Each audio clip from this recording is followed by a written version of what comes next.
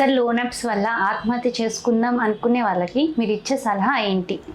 చాలామంది ఈ loan apps యొక్క వేధింపులను, వాళ్ళు చేసే టార్చర్కు చనిపోవాలనుకునే వాళ్ళకు నేను ఇచ్చే ఒకటే సలహా అండి.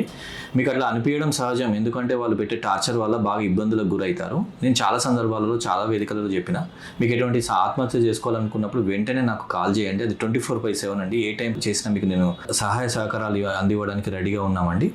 ఇక్కడ విషయం ఏంటంటే, ఆత్మహత్య చేసుకోవడం అనేది మీ వరకు అది కరెక్ట్ సొల్యూషన్ అనిపించచ్చు, కానీ తర్వాత తరాల మీద చాలా ఎఫెక్ట్ పడుతుంది.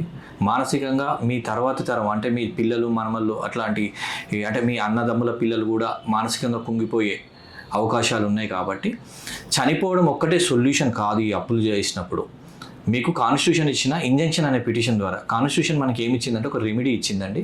ఇంజంక్షన్ పిటిషన్ వేసుకోవడం ద్వారా ఇటువంటి అప్పులను, వాళ్ళు వేధింపులను మనం ఆపుకునే అవకాశాలు 100కి 100% ఉంటాయి.